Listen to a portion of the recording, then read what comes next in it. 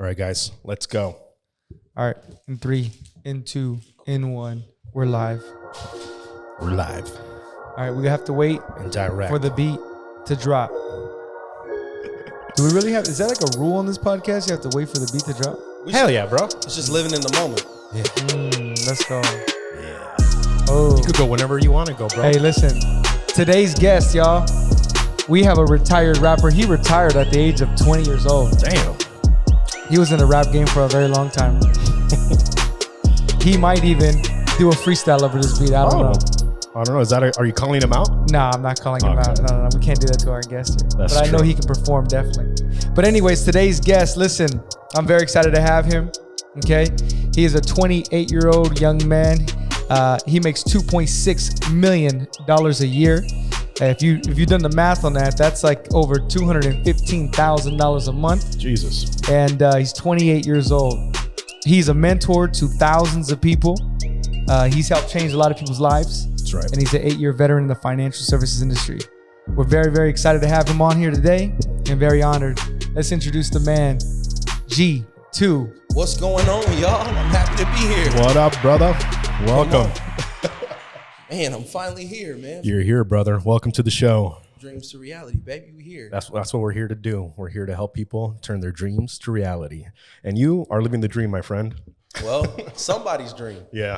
There we go. Somebody's dream. Is it your dream? And we're not there yet. Not there yet? Not there yet. What are your goals, man? They're unbelievable. If I say them on camera, it's unbelievable. Folks will feel some type of way. We have to Okay. hear it. We have to hear it now. Well, I want them to You feel mind it. getting a little closer to the mic, brother? I'm sorry. No worries. I'm gonna adjust this real quick. There you go. All right, cool. So right now we're at $2.6 million a year. Obviously, the goal is $1 million a month. Jesus Christ. That's just to sustain the lifestyle that me, my wife, my mother, my father, Yeah. my sister, my daughter, and the rest of my kids want. 1 million a month. $1 million a month, that's a start. A nice little breezy start. Well, you're 28. Passive, yeah. There you go. Yes, sir. Where does the majority of your income come from? Do you guys have multiple businesses, or is there one main business that brings the majority of the revenue? How does it work? Insurance agencies, man. Okay. Life insurance agencies. There you go. We own 39 franchises, over 1,000 agents. This month is a good month. Yeah. We have over 1,000 people waiting to take the test this month. We have 1,000 active agents.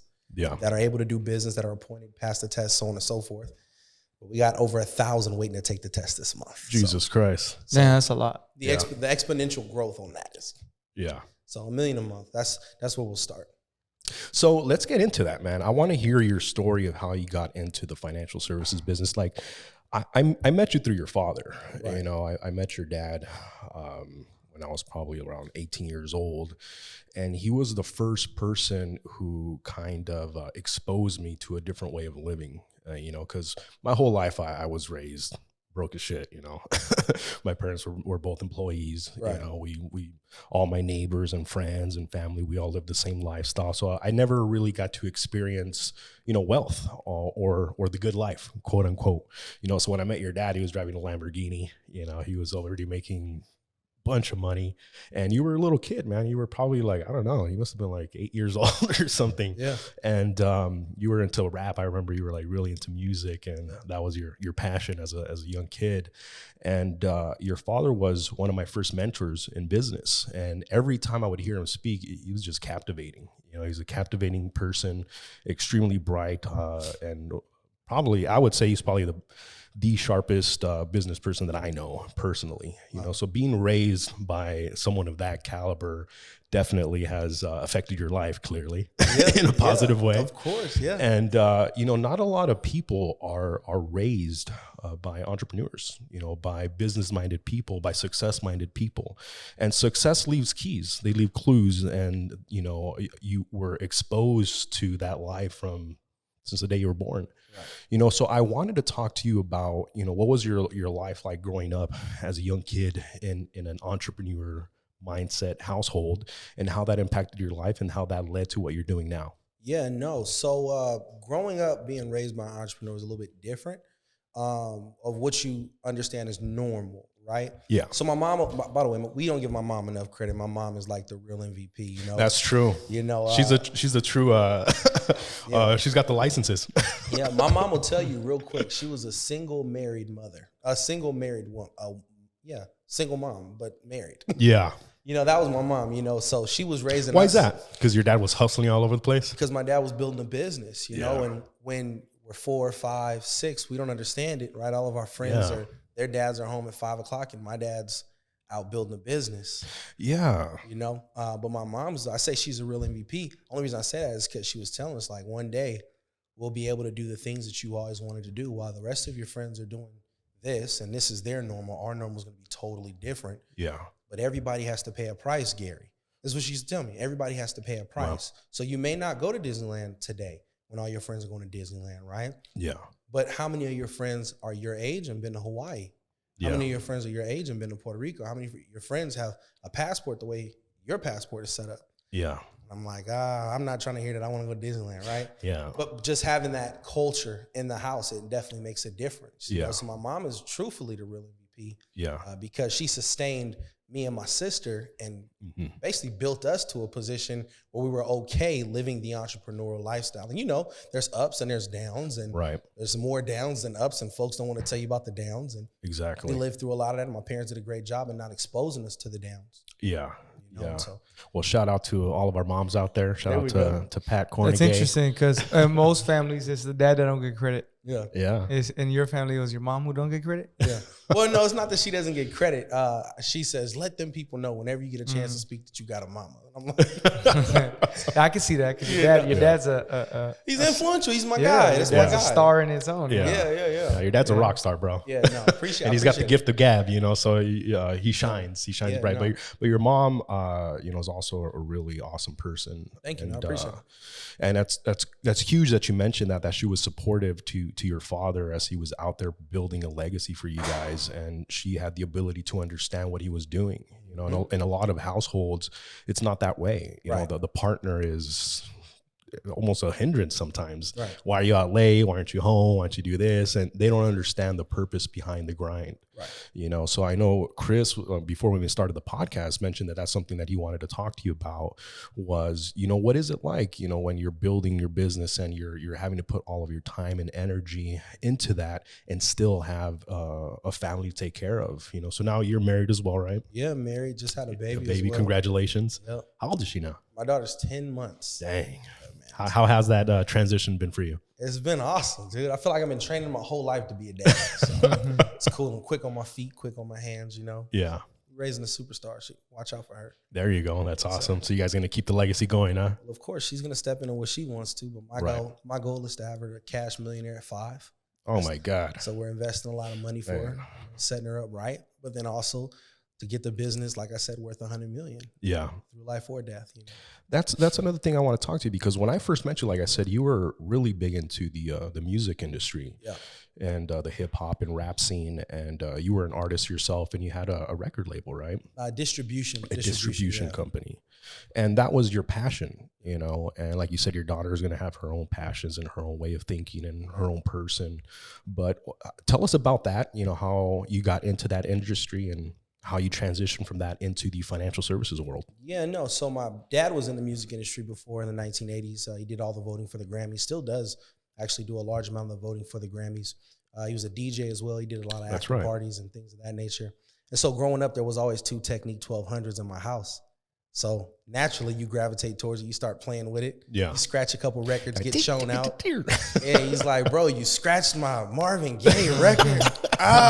Gee, you know? Yeah. But it is what it is. And so that was my exposure to the music industry. And then incubated. My pop's an incubator, you know? So he incubated that. So the exposure was one thing. But then I remember being like 4 or 5 years old in the studio with Quincy Jones' son, QD3, right? Wow. And guys like Troy Radio Johnson and a lot of hitters, man. Teddy Riley, you name it. I've been in the studio with him and hung out with him. But these are like mentors in my life and people that told me the truth. Yeah. You know, and so that's kind of where it started. Then, fun fact, I ended up on Nickelodeon. No way. Yeah, no. So by hanging out with QD3, we met a guy by the name of Bino Brown. I'm name dropping him so y'all can watch this. Bino Brown. Bino Brown was an artist that my dad was mentoring. His mother was actually a booking agent and a publicist. Mm-hmm. Was like, man, your son's got such a vibrant personality. Let's put him on Nickelodeon. And so when one day I went to all that, we did a double taping. The first taping was for Britney Spears. She was a new artist that just came out. So you saw her go on there and... So I'm with her. I'm with Britney Spears, you know, and I'm hanging out. Is she really crazy in person? Man, I can't remember, bro. I'm 5. Oh, that's true. She wasn't paying attention to me either. Nah, she wasn't crazy back then. Back then, she was still okay? All I remember was like the Catholic girl dress. Like you were in that time when she was doing the Hit Me Baby one more time. The day bro, he knew exactly what song that was. That was my favorite song at the time. I feel like you're still banging that right now. That's like my number 1 track on Spotify, bro. There we go. So when that song rolled out, I was there. And then around the same time, if you could remember, Puff Daddy had went through like this transition. Name change. Yeah, he went from to P. Diddy. To Diddy, right? Diddy, yeah. He had an album called The Saga Continues, and they were promoting that. So one taping, we did Britney Spears. The next taping, we did P. Diddy and the Family. Wow. And so I danced with Britney Spears, and that was fun, like danced on stage with Britney Spears. And then all of a sudden, after I danced on stage with Britney Spears, one of the DJs were like, hey, kid, you. I'm like the smallest little kid with a oversized FUBU jersey on. I remember that. For Us, By Us, bro. That was the stuff back then. You know, Damon John, right? And so he goes, you, kid with the FUBU jersey, get on stage. And so then when I start dancing, and as soon as I start dancing, they take me backstage. Mm-hmm. Then they said, we want you to dance when Diddy comes out. All right. So I go, I don't know who Diddy is. Really? You didn't know who he was back then? I'm like 5 years old. So you were all up in the video? Bro, I'm all up in the video.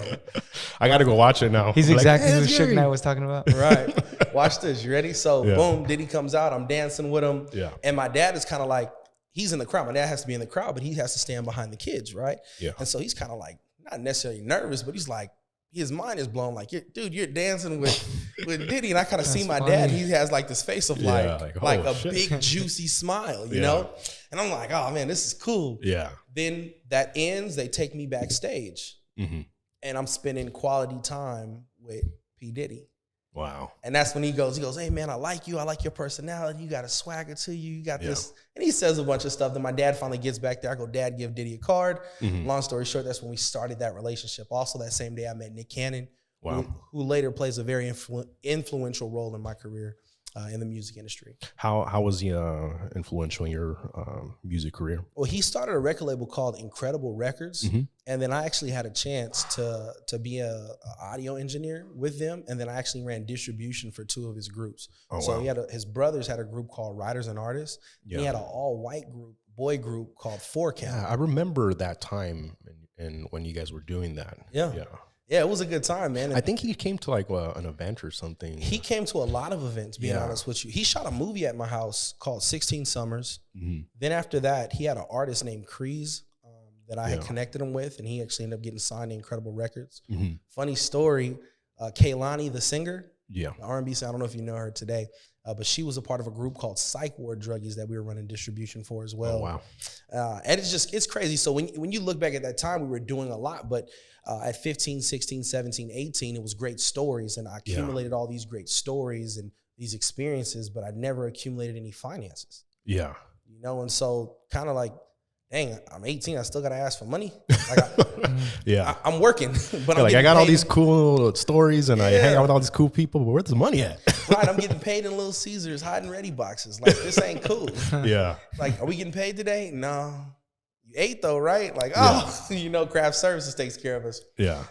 And so then obviously I transitioned into distribution and I ran that street team. So I recruited, trained, and developed people that went to my high school, and we started selling music on Santa Monica Beach and Santa Monica Pier and Venice Beach. Yeah. And then in every mall and then college campuses, and it blew up on us. So wow.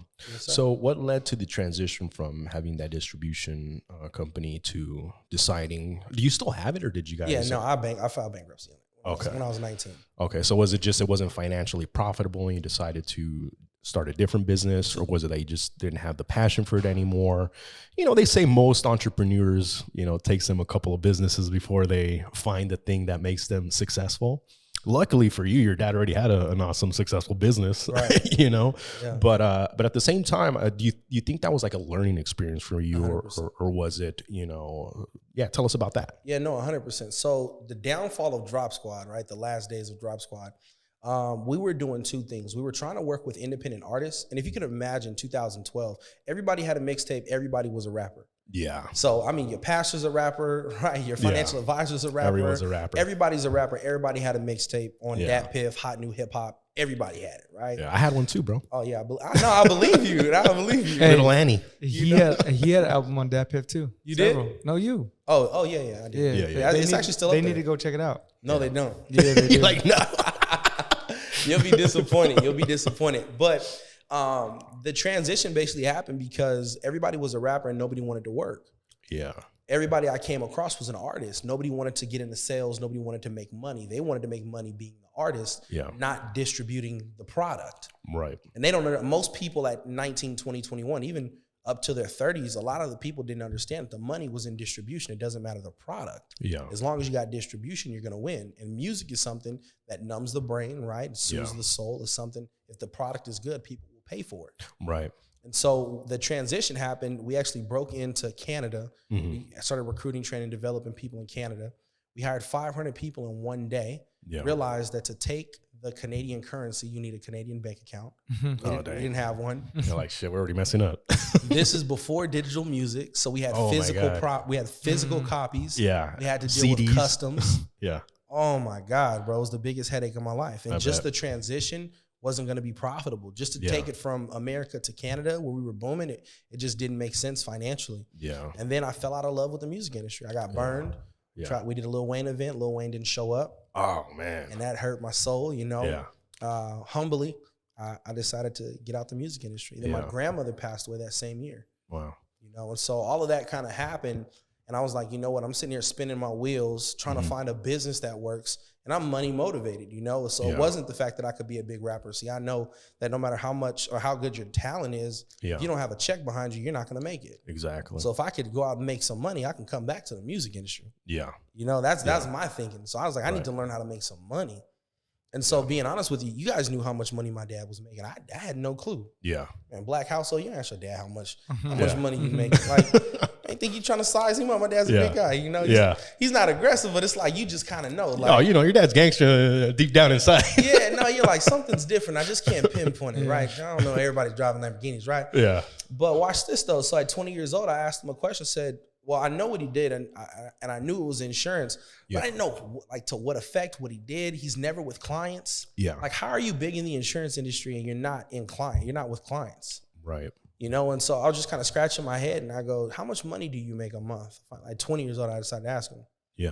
Last month was a bad month. I made $60,000. I was like, last month you were with me. His mother died the month before. Right. So he was mourning, planning a funeral, the whole night. He's with me. Yeah. Right. And I'm just like, man, you made 60 grand last month? Like, golly, I was going to say 10. Like, I thought you like $10,000 to me at that point was like a lot of freaking money. I'm 20 years old. I'm like, so at 20 years old, you had no clue what your dad was making? No, I had no clue. Dang. Really? I had no clue. You thought 10? I would say 10. Yeah. And the only reason I would say 10 is because Lil Wayne was making 10 grand a show. Dang. He was making 10 grand a show? Yeah. That's a whole other conversation. That's a whole nother conversation. Yeah. Jesus. You know? So you thought your dad was making 10 grand when he was really making 60. You were 50 off. Right. Fuck, but then you also don't, but then at 20, you don't know the cost of keep in mind, I'm 20 years old. I didn't know the cost of things. That's true. So I know a Lamborghini is expensive, but what Mercedes-Benz to Lamborghini, like who knows? Like, you know, a Mercedes is expensive too, depending on who you're talking to. You don't understand finances and money and currency and all that shit. I didn't understand. I didn't get it, right? But I knew $60,000 a lot of freaking money. Damn. Yeah. You know, and then that's when it started. And I was like, well, question, your mom died, right? Recently. Yeah. And she had businesses. And so if you're making 60 grand a month and you die, what happens? Yeah. We just left the funeral. Like, what happens? Yeah. He goes, well, you'll take it over. Well, how can I take something over that I don't know how to run? Yeah.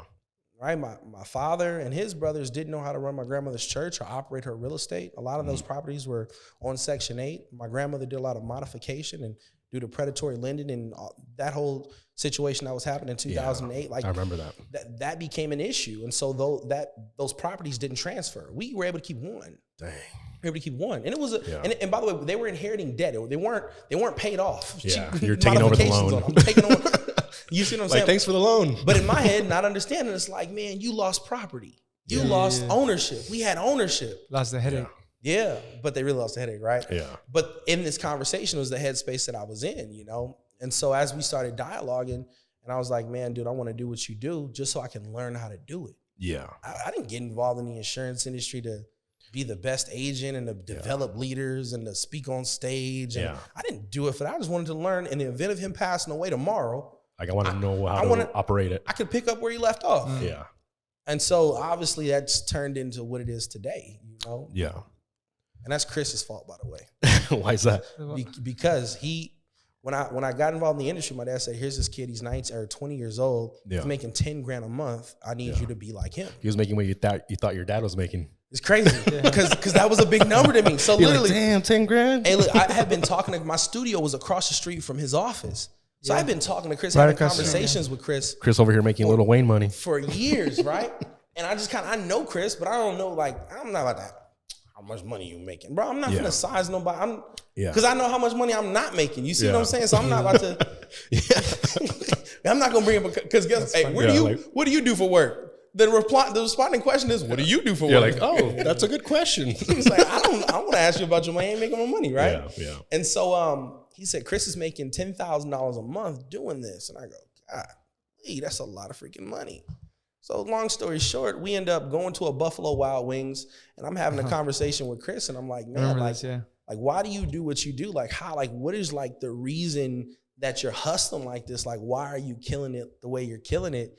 And actually, I asked like 3 or 4 different people, and everybody had sentimental answers. And was like, oh, I'm doing this for my parents, and I want to be able to retire my parents. Another person was like, I'm doing this so I could be able to leave a legacy from it. Like, these are big answers, right? And then you get to Chris's, and I don't know if the people at the table know how much money he's making, but my dad told me, hey, listen, I need you to be like Chris. You're going to do it, be like Chris, right? Yeah. And so Chris, I look at Chris, and he sits back. He's got on a white tee. He looks like Paul Walker at this moment in his life, right? Like a Mexican Paul Walker. Yeah. He's got on a white tee, some Dickies, and some dress shoes. I ain't got no Dickies on. Yes, you did. Oh, crap. Excuse me. They were Ben Davis, bro. No, they were chinos. He had on some chinos, right? That's so funny, dude. I promise you, I remember like it was yesterday. He had a rubber band on his wrist. I was like, he's a rubber band man, like T.I., right? Yeah. And so he goes, you know why I do this? And he sits up, and he leans real close to me. Yeah. And he's got his hands in his pockets. And he leans real close. And he goes, this shit right here, and stacks and puts a wad of money on the table. Yeah, right. You would do that, bro. I promise you. Yeah. I was like, this is it. This is it. Oh my God, this is it. Oh, bro, I need to. I didn't know. I didn't count it. Didn't know how much. But he did. He sold. I was like, he sold you, bro. He sold me. He's making 10. My dad's making 60. I'm like, gee, why do you do this? I was expecting him to go here, a duffel bag. You know? Yeah. All jokes aside, that was my intro to what business looked like. You have a perception of what business looks like. Like if you were to ask somebody, like, what does a radio station look like? We have perceptions. Then you meet the reality and you go, oh, I could do that. Yeah. I could do that. Yeah. I could do that. And that's huge because most people's perceptions are so low, so they accomplish their goals, right? But their goals are so low that they're easily accomplished. Like, I want to get a job and, work 40 years and retire broke. Like, that's easy to do, everybody could do that. And I don't even think that is that they want to work a job or retire broke. I think that's all they were, we talked about exposure, right? Only thing they were exposed to, that's the only life they know to live. Yeah. Or the military. Yeah. Right? Yeah, they don't know anything else. Yeah, no. And it doesn't make them good or bad people, but it's just exposure. So I just had the benefit of being exposed to a lot. Yeah. You know what's interesting is that your dad, and obviously Art and your dad, exposed me to another life. So I owe them all that credit. Right. Yeah. And as you're saying this, it's like you were living it, but it's like I exposed you to it. You know what I mean? Yeah. Even though he was living it. Like, watch this. Yeah. Watch this. So same year, right? Exact same year. So Chris's birthday is in October. No, Art's birthday is in September. So Chris' birthday is in August. Art's birthday is in September. No, mine's October. No, I'm sorry, October. Yeah. Art's is in September, and then mine's in November. Yeah. Right? And so on his birthday, he goes and buys this crazy BMW M6 convertible, just like, yeah. Bro, my mind is like, yo, this dude is doing it. And we're only 1 year apart. Yeah. You know, so like we're still kids, you know what I mean? But I'm looking at him like, yo, this is nuts. Like, this dude was pushing what was it? Not the Toyota. You had a Toyota? I had a Hyundai Sonata. Yeah. Hyundai Sonata. Hyundai. Yeah, he had a Hyundai Sonata and it turned into a BMW. I was like, yo, like I'm watching this dude's lifestyle change. Yeah. I'm watching my dad's lifestyle change as well. He went from like a S550 to a S63 AMG to a Bentley. Yeah. And I'm like, that's cool, but dude, you make 60 grand a month. This dude is making 10 and he's eating like. Then Art Martinez goes and cops the Ferrari the next month. Yeah. The next month I cop a Bentley. There you go. You had to top it. not necessarily top it, but I started making like $16,000 a month. That was my first time making 16 grand. Yeah. Literally. So the month before I made 6,000, next month I made 16,000. Dang. You know, and then we did the math, me and my pops. We talked about it. We said, hey, listen, dude, this is going to be a business ride. This is for business. It's not for pleasure. Yeah. Bentleys are cool. I was buying an Aston Martin. I was looking at Aston Martin. Yeah. And he said, I've never heard anybody stop and say, wow, look at that Aston Martin. But people stop and look at Bentleys. People stop and look at Ferraris. Yeah. So it was a totally calculated business move on my dad's part.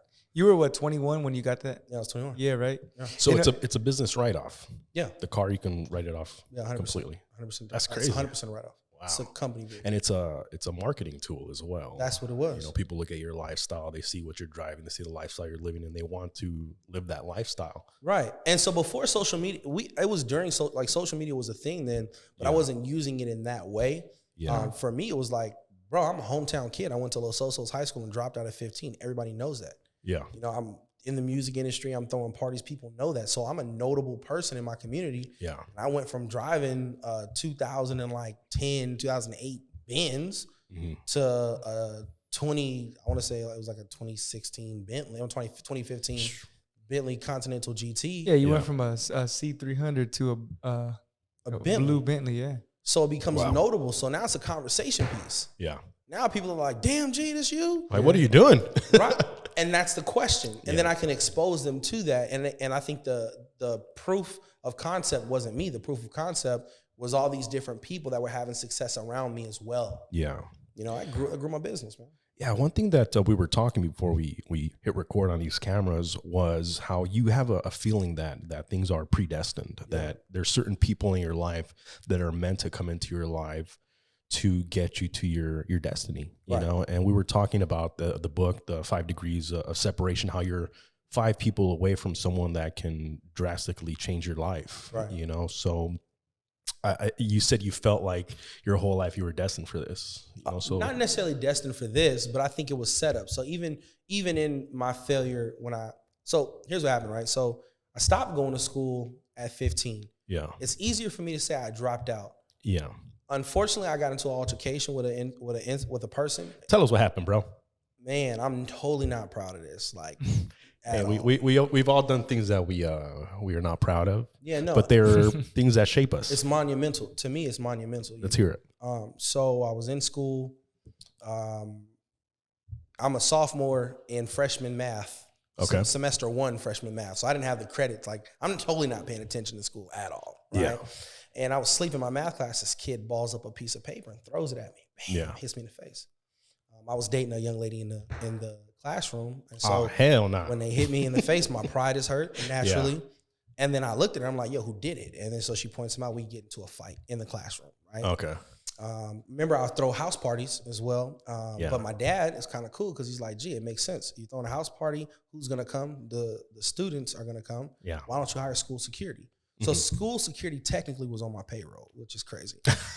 That is crazy to say, yeah. That's pretty cool, man. At this time. So the guy, Tony, shout out Tony, right? Los Osos High School. There you go. He pulls up in a golf cart to remove me from me and the general from the situation. Yeah. And he's handling me with care. Like I'm punching. Yeah. Anyway, long story short. Don't get him fired, bro. No. He's like, he was holding him back. And No. He was like, bro, I hold him, you can get a gut punch. No. Totally joking, right? But long story short, we end up in the dean's office. Yeah. The dean is a nice dude, and I have a good reputation at my school. I have a really good reputation. She's like, man, it's not like you. Like, obviously, he frustrated you, whatever. Yeah. I just don't want to hear about something happening after this. Yeah. I'm going to let you guys go. I don't want to hear about something happening after this. And that was the spark. I was like, man, something's going to happen after this. This is going to be perfect. I'm going to catch him slipping. He planted the dean, planted the seed. Yeah, Mr. He's like, Cho. you're right. I'm going to get this fool after school. Find that motherfucker. Mr. Cho was like, I felt like he gave me that look, like, I don't want to have to hear about this later. It was my head, right? So I go and find him later. Long story short, before I got into the incident with him, I got into an incident with an older person that was disappointed and heard how I was acting in the classroom. Yeah. So he was trying to reprimand me and kind of like push me against the wall and was like, yo, man, what are you doing? Yeah. My adrenaline's so high, I swung on him. Yeah. And so now we have an issue. Dang. So long story short, I end up, the dude was like 6 foot, 6'5". I'm like 5'5". He was like 250. I'm like $175. Like, this is not good at all. Yeah. Right. And so long story short, I ended up going home. Like he got hemmed up by security. Yeah. They got to protect the asset. And I went home. Beating his guts and stuff in the back. I went home. You know? Yeah. So I get to school on Monday, and I didn't know, not thinking he was a senior, right? And it was not close to graduation, but it's one of the last semesters, right? And long story short, he wasn't able to walk. He felt like I took that from him. Yeah. He was trying to hold me accountable to my actions. So he was coming after you. Oh yeah, he was pissed. Yeah. He was pissed. Told people he was gonna kill me. Yeah. He told people multiple people. He told me to my face, I'm gonna kill you. Dang. I'm gonna kill you, bro. Yeah. One time he flipped this is at lunch, he flips the table over and all the food goes and he said, I'm gonna kill you, right? Yeah. I'm freaking out, bro. Yeah, you're like, I don't think I'm gonna go back to school. I'm in the bathroom freaking out. Like, I didn't know this gangster shit happens in Rancho Cucamonga, hey, bro. Bro, no, dope. Not Rancho, Alta Loma. Alta Loma, bro. Los Sosos, what's up? I promise you, I'm nervous. Like, dang, bro. Like, I didn't know what to do, so I pivoted and called one of my friends that nowhere even associated, nowhere near. Yeah. Rancho. Called a friend from Long Beach. Okay. Yeah. There we go. Snoop Dogg? No, not Snoop Dogg. He called him back up, dog. One of my Samoan friends. One of my Usos. Oh, the Samoans. Yeah. There we go. I love Samoan people. They're down, bro. So he pulls up and he deads the situation. And obviously, the police get called, unfortunately. Okay. And that's what led to you. He ends up robbing a Taco Bell. Oh, my God. The guy he was looking for was at Taco Bell. Yeah. Caused the incident at the Taco Bell. Take the dude's car keys, his cell phone. Oh, shit. Makes him lay down on the floor. The whole nine. Like, it was all bad. Damn. So safe to say he didn't come after you after this. So that was on a Monday. Yeah. On Tuesday, I get to school, and I'm thinking everything's gonna be gravy. Yeah. And it wasn't. Yeah. It wasn't. As soon as I stepped out, I'm people love me. Like, I'm that guy. Like, not that I'm an influential person, but like at this moment in my life, I'm just a notable guy. Like, oh man, that's Gary. Hey, Gary. Yeah. You got those the parties. Yeah. Right. So I step out the car and I get an FU. Really? This is from This is from a girl. Dang. Like, you effed up, and my dad heard it. Yeah, he's like, what's going on? I said, man. So I snap on her. Yeah. But because I'm in that headspace already, so I snapped on her. Unfortunately, my dad heard it and was like, yo, like, what are you doing, bro? Yeah. And so I go to class. I close the door. I go to school. I walk into my third period class, and it's crazy. It's a drama. It's an acting class. I'm taking an acting class in high school, right? Yeah. And the way the classroom sits, there's the classroom door, then there's two back doors, like those emergency double doors that lead outside. Yeah. And a police officer walked in, like, hey, we're looking for Gary Kornegay. And so I bust out the back door running. Oh, you took off? I took off. This was gangster, guilty. I totally stooped because there was like 5 or 6 cops outside that door waiting for me. All right, bro, we know where you live. They're like, why are you running? So then they handcuffed or zip tied me. Yeah. And put me back in the classroom. Oh, the disrespect. And they give you handcuffs. They zip tied you.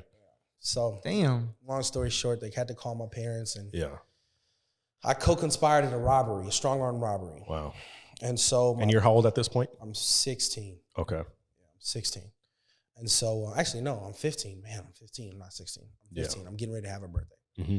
And yes, my dad comes, and I already know, like, I'm finna get, my dad's from South Central LA, like, I'm finna get my ass handed to me. Yeah, yeah. I'm finna get reprimanded. But one thing my dad, our rule in the house is, don't lie to me, tell me the truth, like, what happened? I'll always have your back. Yeah. I will always have your back. So he sits down at the table, and it's a police officer there. She goes, and I'm here with the dude that had the incident. The Samoan or the Samoan's long gone. Oh, okay. The victim. The victim. Here with the victim, right? And McDonald's guy. The bully that turned into a victim real quick. Right. And so I'm here there's a police officer there, but it's a school police officer that I know. Her name is Deputy Williams. Yeah. And she's like super nice to me. Like, Miss Williams, can I get $1? She give me $1. Yeah.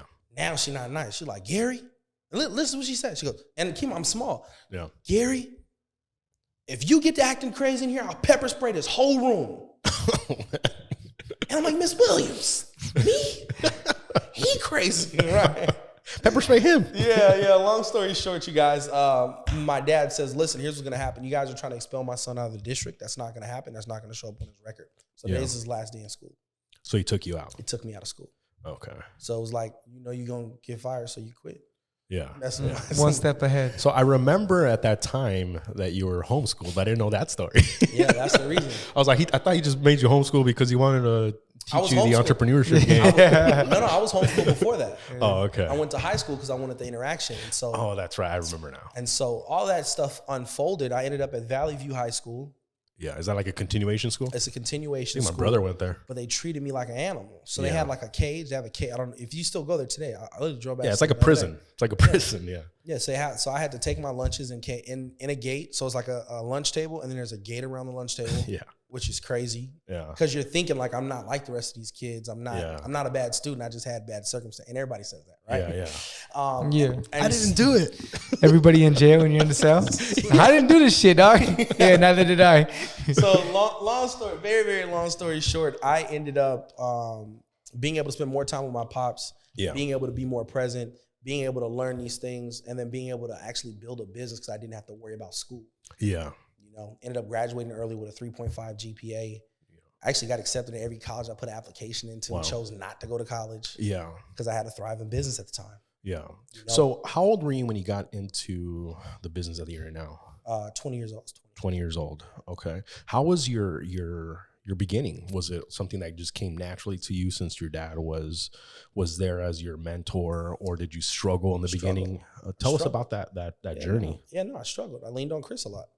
Okay. Hey, Chris, do this for me real quick. I need your help. Yeah. I leaned on Chris. I leaned on Art a lot. I leaned on my dad a lot, because I had messed up before. When you go through something like that and you realize that you're the person, you're the problem, right? Then that happens. Then I fail in business, right? We ran out of funding, right? That whole shift happens into Canada and that falls and you fail in that. You start thinking just in yourself, and you're not self-developing. So you start thinking, everything I touch turns to crap. Yeah. So then I get involved in this and I'm like, man, I know it can work for me. Yeah. I know it can work, but I'm just nervous to do this with my brain. Yeah. Because I don't want it to turn to crap. So I was very hesitant. Were you doubting yourself at that time? A lot. I doubted myself a lot. I wasn't able to sit down with a client by myself. Yeah. Not until I opened up my first franchise. Wow. So it took you how long to open up your first? 8 months. 8 months. So until after you opened up your franchise, that was the first time you were able to sit down, just you and a client. And a client, yeah. So in the beginning, you were with your father or with another mentor. Or even worse, I was with people I was mentoring. Like, you helped me, bro.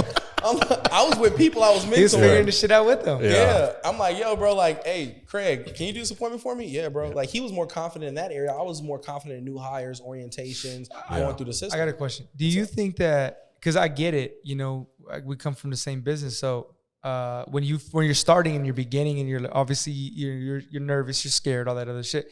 Do you think, from what I'm hearing, do you think that you were more nervous or more afraid of messing up because of who you are?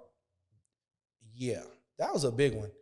But it wasn't heavy though. Yeah. So it was like, I know I'm Gary Kornegay, but my mess up coming from the music industry had nothing to do with writing a policy, messing up with people's money. Yeah. Mine was like, it's a bunch of girls in this office. Yeah. I'm from the music industry. We're going to party after we go. So it was like, if I could steer away from that, you know, and just stay focused in the business, I know I'd be okay. Yeah. But I didn't want to fail because I knew that if my dad teaches everybody else how to be successful and his sons fail, how successful is he? Got you. Yeah. So you were going to be a representation of your father. Right. But then but here's what I swear to God struck me down from mine. He says it. He goes, if you kick it with Chris, you're good. Yeah. He said, if you just hang out with Chris every day, you'll pick up his habits. Yeah. So he was like my trampoline, Yeah. Your father's a very bright man, and anything he says or he notices, there's a reason behind it. Right. So I'm sure when he looked at Chris, he saw the potential in him, and he also saw that you guys were close in age. Right. So that you can allow that to build your belief system. Because if you look at someone that's older, that's successful, you're like, well, they're older, they live a different experience, Yo, it's hot in here, bro. Y'all not it's sweating? hot as hell in here, bro. Y'all not sweating? I'm sweating, I'm down 18 but pounds, I'm not talking about, me, committing an armed robbery. Maybe that's what it on is. camera. Huh? Yeah. Hey, no, y'all don't have no AC for real though? Strong. It turns off. Got all this money. Yeah. No AC. Yeah. It's Hey, this ain't my building. I know, bro. We got to get a new the place, picture bro. of the Phoenix. I feel like I'm in the ashes, man. This is crazy. That's funny. That's funny. Man, slide me a water, bro. All right, let's get him a water. Do you guys need to take a break or anything? All right, we're going, bro. Whenever you want to start it. Yeah, so we back from the we took a little short break. A breather. Listen, I'm not as breather. It's hot as hell in here. It's okay. I don't sweat, by the way. Yeah. You ever take a You glisten? No, you ever take a water bottle out the refrigerator? Yeah. When you take a water bottle out the refrigerator, you put it in a room in a room, obviously. The temperature's different. It doesn't sweat. The water bottle's not sweating. Yeah. What does it do? Condensates. It's condensating, bro. So I Shit, that's condensate. scientific. There's water in the air. That is very scientific. And He's just a naturally cool guy that So the water because I'm glistens so- off his skin. I'm so cool. Yeah. I love it. Condensate. But this is part 2 of the episode, There we go. and part 2 is about to get definitely.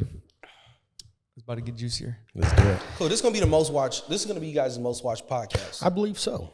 Yeah, I believe no. so, bro. I know so. You know why? Why? Because you said it 3 times. Well, that was my first time. Oh, okay. Yeah, that was the first time. I'm gonna say Yeah, it two hey, more he times. must be times. drunk. He must be drunk over here. Why? You how you fucking count 1 to 3? Because you said it 3 times before we. I said it on the He balcony. never said that. He never said that. He never said. He never said that. He never said that. There we go. He never said. You fucked everything up. Well, I guess I Fucking did. hey, repping the Deftones. We don't get paid for that.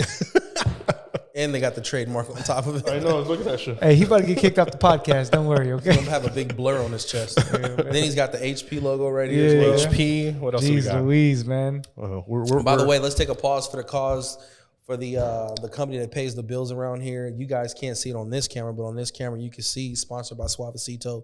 Look at their Suavecito. hair. Yes. So they slick it back. They do what they need Slick to it do. up. There we go. I actually know the guy that owns the Suavecito company. Yeah. Really? Yeah. Well, it's him, his get some brother, free and his product, dog. uncle. Get some free product. Yeah, a couple cans. I'll put it in my beer. Yeah. I don't. I thought you do. I thought you did buy it. I used to when I had waves. I remember. Yeah, I remember you were like really about it. Suavecito helped me get the 360s, but Damn. they don't help the beer. He was the only black guy that I knew that was like, bro, I gotta go get Suavecito. I was like, Yeah, That's because totally that's a paisa freaking. No, that's because Tres Palms wasn't a. Oh damn, bro! Tres Flores. Tres Flores, yeah. That's because That's that old wasn't school a- gangster shit. Hey, wasn't this is a culture appropriation. Yeah. It's okay. I rock Ben Davis when I'm not in the suit. Me too, bro. All that All stuff. right, so listen, I want to get into it. We got so much to talk about. Let's do it. You know, we found out a little about your past. We found a lot about your past actually, Yeah. and we want to get into it. You know, today you're I've known you for 8 years. You know, Longer. and I've known you for longer. I remember when I first came into this business, you were a DJ. You were a DJ at the meetings. Mhm. I remember that. You know, I remember just that's Gary's son. That's it. You know, and then I seen you go from being the DJ to I remember you being 20 years old, and then you're involved, and then I remember you being at the office, and it was just I had already had things moving at that time. Yeah. And you were brand new in the business. And I remember you would shadow and, I remember I put you on your first appointment. Let's talk about that. So Yeah. I told you guys I was nervous to do presentations. Yeah. So I was using Chris for like 4 or 5 months straight. But watch this is cool. Every time I called, he answered. Yeah. Every time I was like, hey, bro, can you help me out real quick? I'm finishing an appointment. I got you. Yeah. So he would just come across his office was next door to my office. Yeah. He would walk across the street and just come help me out. Just help me, right? Yeah. One day he asked, he wants me to reciprocate. Yeah. He goes, oh man, my cousin Gilbert has an appointment. Yeah. Yeah. Can you help? Can you help? And I'm like, I can't tell this dude no. Disclaimer. Yeah. I had no idea what was about to happen. I swear to you, I did not know. Nah. He set you up? Yeah, he set me up. No, I didn't. I didn't know, bro. I didn't know. Okay, Tell watch us what it. happened. Tell us All the right, story. cool. So I'm nervous. He goes, you can do it in my office. So I go across the street. I got my little nameplate that says Gary Kornegay. Nameplate. No, the fuck You brought it over? Right? Hell yeah, I brought it. He brought his family picture. He put it on your. He's lying. No, he didn't. I promised the guy. You had your nameplate on yours. Oh shit, that's Bro, I went funny. to Things Remember, got me a nameplate. Wow. I brought it over with me. I said, this is going to be my office, right? Yeah. She don't know the difference, right? Yeah. So Gilbert walks in. He goes, okay, perfect. I'm sitting down with this lady. She's a war vet. I go, a war vet? There ain't been no wars no time soon. She's a war vet. The Korean War. Right. She goes, she's a war vet, but bro, you're going to love her. We'll talk to her. How'd you meet her? Facebook. Okay, cool. Perfect. Coming in for an interview. You prepped her? Yeah, prepped her. Okay. Chris had to go take care of something. Yeah. I go, don't worry about it, bro. In my head, I'm like, gee, do not mess this up. If you mess this up, Chris will never ask for help ever again. He's like, you suck, right? Yeah. So I sit down. I'm in Chris's chair. I do like, this is my office. Kind of acting like I'm Chris for a little bit. Yeah. And he goes, okay, she's here. I go, okay, cool. And this lady literally walks in. Mm-hmm. I'm not making light of the situation. He's not. I promise you. He's not. She has 3rd-degree burns from head to toe. Oh, my God. She has one eye. Literal war vet. She has one eye, half of an arm. And then on the arm that she had, she only had 3 fingers.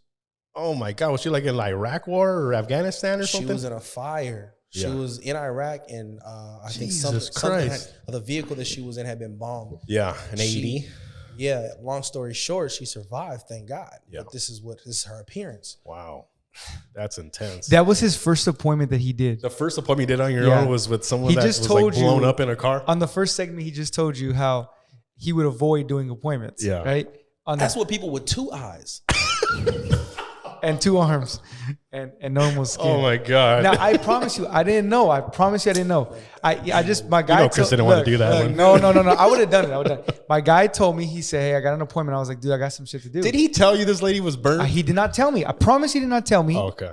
And then he calls me after the appointment. No, I didn't. That's not what happened. What'd you do? I walked the lady. I closed her.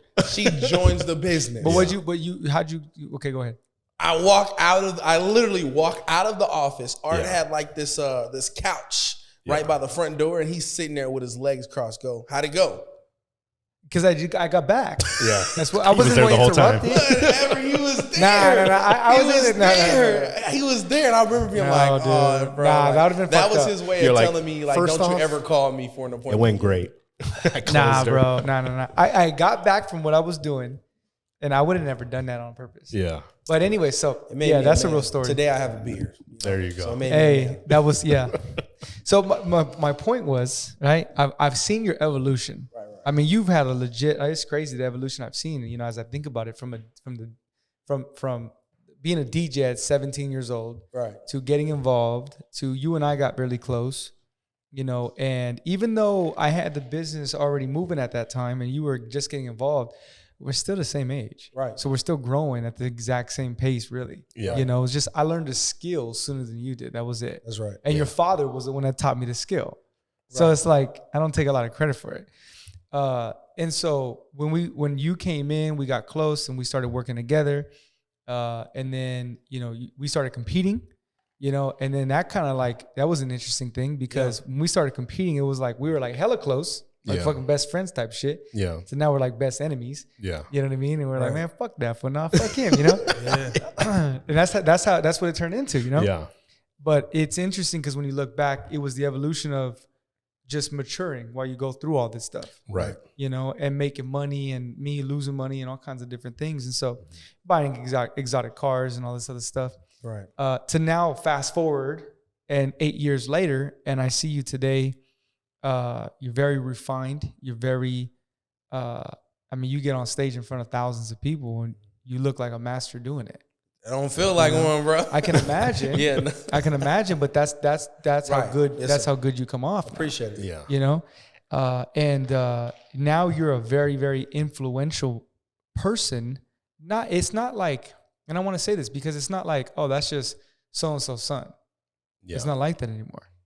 At one point, people looked at you that way. Now I think he's an influential individual in this entire, in this entire organization. Yeah. And so I've seen the organization you've created, you know, because remember, I think it was like 2 years prior to you getting involved. I was in the business without what you've gone on to create. And then after getting involved, and I've seen the RVPs and the brokers that you promoted, and the leaders that you produce and people that are making 6 figures a year. How many people do you have making 6 figures from your Nine? Well, 9. 9 brokers and then 5 below brokers. Wow. Oh, so 14. Right. So that are making over 6 figures a year. From the moment that he came in, moving forward, just count that. Don't count his father's 20-some years of doing this. Right. At that point, right? 14 people making 6 figures a year from him bringing them in. Yeah.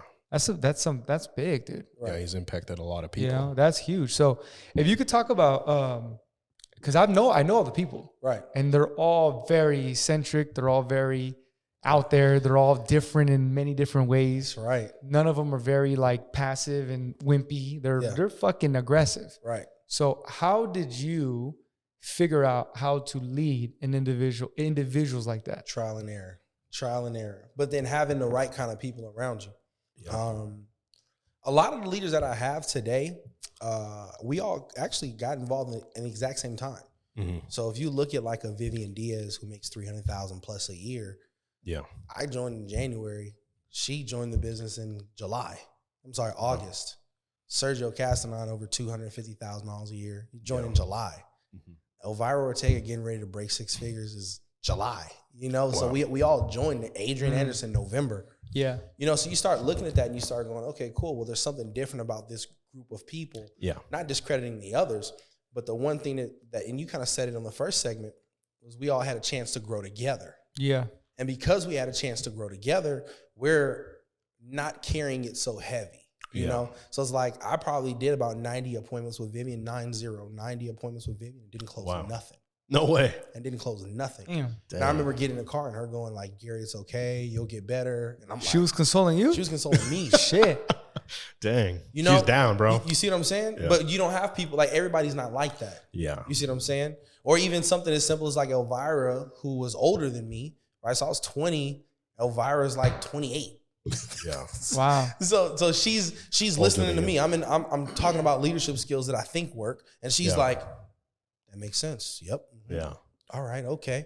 And she'll correct me after, like, oh, you shouldn't have said this or you shouldn't have said that. And, but to have that open forum where it wasn't like a structured leadership, like we led ourselves. And then obviously with my pop's mentorship, I mean, he was the wisdom. We were the work ethic. So we kind of knew like, we're not going to take our positions too heavy where it's like, I'm over you, you're over me. Like, nah, this is like gumbo. We're going to work it together. I can see that. And I can see that. Go ahead. I was going to say, and then we leveraged each other. So there were certain things that Sergio was good at that I wasn't good at. Certain things that Vivian is good at that I wasn't good at. Like, I couldn't recruit a woman to save my life.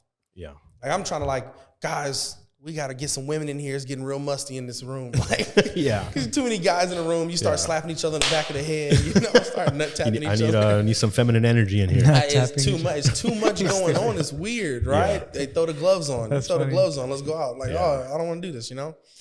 Yeah. But so we made a conscious decision to elevate Vivian. So Viv, can you bring some girls in? Yeah. You know, obviously, being a woman in business, an attractive woman in business, you're going to bring a bunch of guys in. Right. Let's bring around women. Let's elevate Viv. Like, let's take pictures with Viv. Let's take a picture in front of my Bentley. Take a picture in front of my Ferrari. Here, sit in my desk and let's take this. We're gonna use you as the tool to bring more women in. And so guys and girls combine together, and obviously you end up with couples. Yeah. So, of course. Yeah. It wasn't. It's like a club. You bring in hot girls and more guys come. That's a fact. There we go. I knew that from promoting. Yeah. So it wasn't like, to answer your question, Chris, it wasn't that I'm talking to them different. We just understood how to leverage each other's what we're good and what we're not good at. You're playing to your player's strength. And then the ultimate check, the ultimate gut check was we're in a room and there's a guy named Art. My pops is on stage and Chris Lopez is Art's protege. Yeah. And I'd be like, yo, Chris, I need your help. I promise you, I'm not an egotistical person. Mm-hmm. I have a big ego, but I don't. When it comes to business, I'm gonna pick profits over ego all the time. A lot of people can't do that. So I'm gonna tell you quick. I don't know. I don't have the answer, but Chris has that answer. Yeah. I don't know. I don't have the answer. Art has that answer. Let's call this person. Let's talk to this person. Yeah. And so you helped develop a lot of those leaders as well, because I didn't have the leadership experience to have those conversations. I didn't want to run and tell my dad everything that was happening. Yeah. So we governed ourselves, and when I couldn't govern, I brought in a third party. Yeah. You know, and everybody looks up to Chris. So it's like, it just made sense. And it's just an interesting thing because, and at least in my experience, and I think most people's experience, their core group doesn't, like the initial core group, for most people, don't make it with you at that top level that you get to. Right. Yeah. And almost 75% of his core group are not just have stuck with him, but they're all very successful. Yeah. 250,000, 350,000, 400,000, you know, Yeah. these people are making money. Right. Yeah. You know, and so it's interesting because when you said like, nobody really like tripped on, oh, well, this is my position, this is your position. Right. I can see that. Right. I can see that. And so I think I've learned from that because I'm seeing how you relate to your people, but they have respect for you, but you have mutual respect. But it's not, they respect you in the sense that they're still willing to follow you. Right. Even though like you're telling stories about Vivian consoling you because you don't know how to fucking close. Right. You know what I mean? Like that's very fascinating. Yeah. Very interesting. It is. Because it's not supposed to happen in traditional leadership. No, it's not. Yeah. But when you think of something, if it's something that's new that hasn't been proven, that we're incubating and we're working on a project together, everybody's ideas are valid. Right. So if you were to say like, oh man, this laptop shouldn't be green. And let's say I'm prideful and I made it green, I could very well say, no, that's it, it's final. But I think a good leader and a good person that really is interested in what that person is thinking from their perspective, what color do you think it should be? Yeah. And then you start, but a lot of the criticism was all on me. Yeah. Yeah. A lot of the criticism was all on me. You know, it was like, oh, I wouldn't have did that if I were you. Yeah. What would you have done? And you're learning each other. Oh man, I remember one time, I have a young lady that I've been mentoring. Man, I think I was 20 and she was 24 or 23. Today she's in her 30s. And I've been mentoring her throughout this whole process, but I could talk to her tough. Yeah. I could be like, girl, man, shut up, man. Come on, I'm telling you to do this. Like, come on. And I could talk to her like she's one of the fellas. Yeah. And I kind of was like, I don't know, I was just in this head frame where you're ultra aggressive all the time and you're not using discernment on how you communicate with folks. And so I tried that same thing with Vivian and she exploded on me, dude. Yeah. Like straight up. She didn't take that well? She didn't take it well at all. Like she started crying. Yeah. And she started screaming. Wow. And she was like, screaming? She was screaming. Gary, I'm not her. Yeah. Don't talk to me like I'm her. Yeah. Don't talk to me like that. Jeez. That's trial and error. And I was like, I'm so sorry. I thought it was going to work. My bad. I was experimenting. Yeah. And I think truthfully, that's how that conversation went. Yeah. You know, but I was like, I'm learning this just how you're learning this. Yeah. And I talk to this person that gets them the same results, but that doesn't work for you. You may go off on somebody and it just like, I'm one of those guys, like if you go off on me and you say, bro, you're effing up, you need to get better, you need to do this. I'm like, damn, you know what? I got to do it. I got to. And it fires me up. Yeah. There's other people that you tell that to and they shuts them down. They pause. Yeah. It paralyzes them. So knowing how to, I was talking to an agent on the way over here and I was like, girl, I'm so damn proud of you. Right. Like the person that you're becoming, like you don't see it right now because you're looking at yourself. Yeah. Right. But I'm looking at who you're becoming. I'm like, the way you're having these conversations, your ability to close, your ability to explain to somebody what real generational wealth is and how it's created. Yeah. Like you're confident in this. I'm so proud of you. And that those nudges lock the person in a little bit more. Mm-hmm. But on top of that, it makes them go, damn, you know what? I am better. I am progressing. I'm gonna keep moving. Right. And they do more of it. And so in the beginning with the let's call them the founders, right? With the founders of the movement, it was no ego, no pride. We can hold each other accountable and don't get pissed off about it. Right. Because we're all gonna make mistakes. By the way, I was the one making a lot of mistakes. These people were making even more mistakes. Right. But I never held it against them. Yeah. So, but that's just respect. I can see that. I've known you for too long to know. Like, I know you're ultra competitive. I know you have. I know you're ultra competitive, and I know you have a big ego. You have to have a big ego when you're ultra competitive. You have to. You know what I mean? This is not ultra competitive people are not egoless people. Right. You know. But the fascinating thing, and I know this about you because we have many conversations over the last years. You're very open-minded. You're not quick to just say something is wrong or bad. You're actually the exact opposite. To the point where like sometimes like I'll be saying some shit to you and I'm like, this is like some heinous shit. Like this is like asinine. And he'll be like, well, let's see it from this perspective. I'm like, I don't fucking see the perspective that you're trying to see it from. Like, I don't know what you're talking about. Right. So I can see how that's definitely helped you in leadership because, you know how to take correction and you don't take, I don't think you take constructive criticism personally. Right. Yeah. And I think a lot of people do that. And I think that hinders your ability to succeed. Would you agree with that? Yeah, no, but that for me, it comes from the music industry. Why? Because I could be in the studio with somebody and say, you suck. That's trash. Yeah. But as an artist, do you want to get better? Yeah, of course. Right. As an artist, do you want, you hating on me? I was never the person. So I'm like, all right, I'm going to get better. So everybody I rapped in front of, And when I first started music, like, you suck. But I had the studio at my house. Yeah. So once you leave, I'm getting better. Yeah. So I'm logging more hours. I'm writing better. I'm playing with different concepts. I'm working on tonality. I'm working on delivery. So I understood that if you told me that I was horrible and you tried to correct me, you're doing it out of love. Yeah. So everybody told me I sucked. Yeah. You wouldn't tell your enemy where they're going wrong.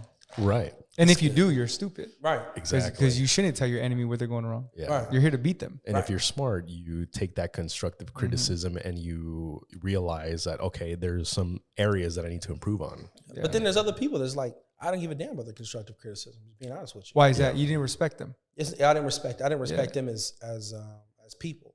Right. You know, I didn't respect where they were. I don't like the results. That's fucking strong to say. You didn't respect them as people? Yeah. Can you explain? Well, not because they were bad people, or not like, I shouldn't say respect them as people.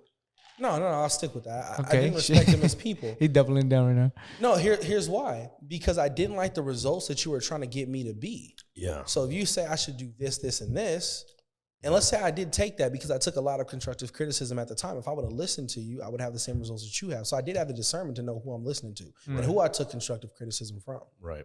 But then also understanding that everybody, there's a large group of people around me that want to be me. Yeah. Versus help me. Yeah. There's very few people that say, man, I want to elevate this dude. I want to see this guy get better. You see what I'm saying? Yeah. I mean, I feel you have your inner circle that you can confide in and that you can take their criticism openly as a form of improvement. And then there's people that do not have the best interest in you where you listen to them. You can be respectful or not. That's up to you, but you're not going to take into consideration what they're saying because your success and their success is not connected. Right. You know, like if your father gives you a criticism, you're going to really listen to him because he is directly connected to you in every single way. Right. If someone that's in your team tells you like, hey, I noticed this, maybe there's something you should work on, you're going to listen to them and be like, maybe they're right. Right. But if it's someone that's outside of your organization or outside that you're competing with, you're like, you know what, this person has no connection with me. I might take it for what it is, but I'm not going to really. I'm not going to let it weigh on me. Exactly. You know, and I think you have the ability to do that with your team where if you have someone that you're personally mentoring, their success and your success is connected. 100%. So they have to have the ability to realize that. And for anyone that's listening, if you have a mentor that is helping you and guiding you, you have to be quote unquote coachable to their criticisms of the opportunity areas that you have. Right. And you have to understand that they're not trying to shit on you. They're trying to help you grow. And most people don't have the ability to understand that. And they shoot themselves in the foot and they end up just, sabotaging their own success. Right. And it's very rare that you find people that are successful in life. And if you do, and they're willing to help you, your ass better fucking and listen. They're not taxing you? Yeah. Bro, I should be taxing you for a conversation. Exactly. I have friends that don't have a drop of the success that we've created, not being prideful or boastful, but it's like, bro, you charge that person $1,000 for a car. I got a cousin who's a social media influencer. Yeah. Right? I can't say his name because he'll charge you? He'll charge me. Can't say his name, right? Yeah. But literally, he was like, if you want he told me this, if you want a conversation with me, and I'm his little cousin. Wow. He said, pay the hourly rate. Your cousin told you that? Yeah. Jeez. And I respect it. Hey, watch this. But I respect it. Yeah. If that's your boundary and that's how you want to make money and that's how I get it. Yeah. It's his business. That's your level of leadership. Is he financially more successful than you? No. Then what the fuck is he talking about? That's what I'm saying. He's doing good. He's doing great. You know. But that's him. That's his business. That's his business, and I respect it. You see what I'm saying? Yeah. But you can only get so far. Yeah. Right. But I understand the thought process. It's a double-sided coin. But he's saying it to the wrong guy. I understand he's saying it to the wrong guy, but he's saying if you want me to pay attention to any I was going to him for advice. So I'm like, bro, I'm an influencer. How do we, and we'll talk about that because it leads into my dinner with Mike Tyson. Yeah. He's like, how do you deal with this? Okay, so I kind of take that back because that was his level of expertise. So I'm like, bro, how do you deal with that? But all right, I take it back. But it's like that's his business. So like if someone has a business, like you're gonna pay me for that. No, time out. His business is not coaching influencers. Okay. I wasn't going to him and saying, how do I become an influencer? I was saying, how do you deal with this? Okay. How do you deal with people calling your phone all day and demanding so much of you? How do you deal with that? How do you deal with folks trying to pull you and expecting you to be 1,000 different ways and don't care about what you're going through? They don't care about your mental state. They don't care about where you're at. What's the answer? They want what they want. I didn't get the answer from them. Did you find it out? Did you find out internally? I didn't find it internally. So you're still seeking. I just got it. What is it? I went to dinner with Mike Tyson. Oh yeah, let's get into that, bro, because I saw that recently. I had a private dinner with Mike Tyson. So hold on, you had a private dinner with Mike Tyson and who else? Mike Tyson, Russell Peters, Mamadou. I don't know if you know who Mamadou is, and the great Dana Pump. Man, Dana Pump set that whole deal up. Okay, he's Dana Pump. If you don't know who Dana Pump is, him and his twin brother David and Dana Pump. You need to Google who they are. They're influential players in creating influencers. Number one, they're big in the NBA, big in the NFL. They're big in all events, but he set me up with a dinner with Mike Tyson. I didn't know I was going to dinner with Mike Tyson. You told me the story. Yeah, I remember you told me the story. So I just saw the pictures, man. I was like, is that Mike Tyson? Just so you know, bro, I'm the biggest Mike Tyson fan. I love Mike Tyson. He has a Mike Tyson tattoo. Oh, for real? I would. I don't, but I would if I could. And I've seen every single documentary. I know everything about his history, his psychology, his podcast. What's his birthday? What's his birthday? I don't know his birthday. Fucking liar. Look at this. that was fast. I don't even know my. He's my like, Gary knows Mike. He's gonna get this link. I'm the biggest fan. I'm editing that out just so you know, bro. When's his birthday? Why'd he start fighting? Oh fuck, man. Okay. But I really want to hear your story on your conversation with Mike and your experience. Yeah. So long story short, I got invited to an event. It was an event. My dad had an event to go to, and Dana said, Gary, I got a Mike Tyson event. Long story short, it turns out to be dinner. I showed up 45 minutes late to dinner with Mike Tyson. Yeah. I walk into a restaurant. There's a bunch of people in the restaurant. I'm like, oh man, this is an event. I could walk in late to an event. Yeah. And I literally walk deeper into the restaurant. There's a table with 7 seats. Yeah. Mike Tyson is sitting there and there's an empty seat. That's and Dana goes, Gary, come here. Yeah. And I'm sitting next to Mike. And but at the time I walk up, he greets me. He kind of gets in my crap for being late. Yeah. Was it worth it? Was it worth it? That's what he said. Was it worth it? Hey, bro,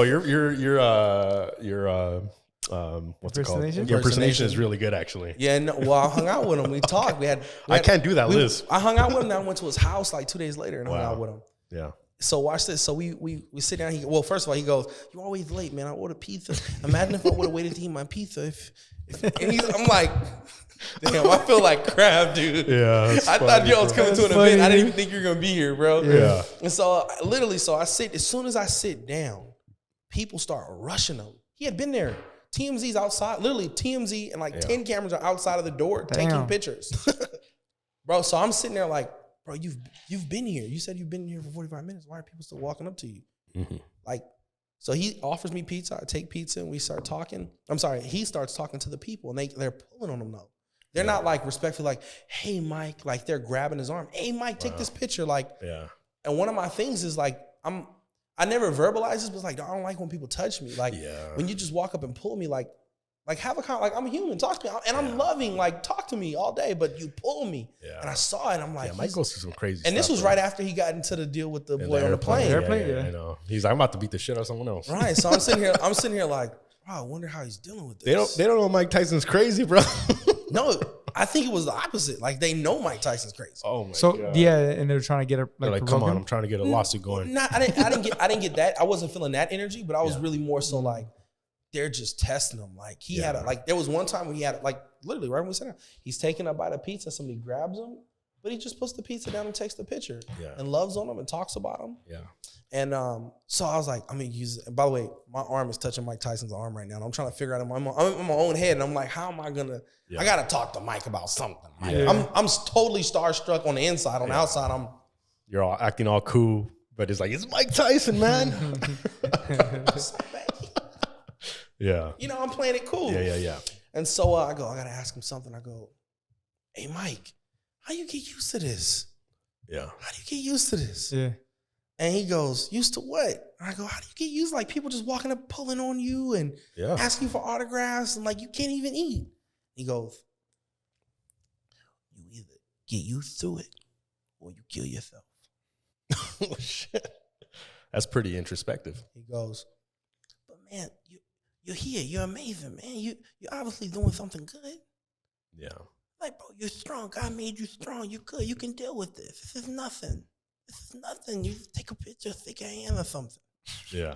I'm like, damn, I was carrying that heavy. Yeah. Because I wonder about, like, how do you deal with it? And how do you deal with this? People don't care what you're going through. And I'm not a celebrity, bro. I'm nobody's celebrity. Like, but he's like, you're kind of a celebrity. Yeah, but I'm a celebrity in a world, in a small industry inside of a world. You see what I'm saying? It's a big world. It's a big fucking world, though. Right, and I get it. And what I'm saying is, I get what you're saying. I can go to the bathroom and nobody's gonna ask me to sign their autograph while I'm taking the picture. Unless you're like in an event in your company. Right, but but outside of that, I'm regular. Like my Uber driver don't know who I am. Yeah, but I get what you're saying. If Mike Tyson can handle the whole world, and I can't handle, you can handle a weekend. Yeah. I can't handle. He has to go his whole life being Mike Tyson. I have to just go a weekend being a low key D-class celebrity. In my industry.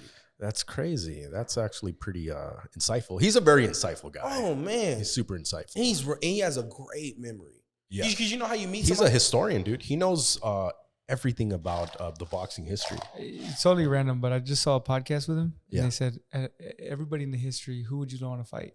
You know what this motherfucker said? What? Yeah. Achilles. Achilles? Hell yeah, bro.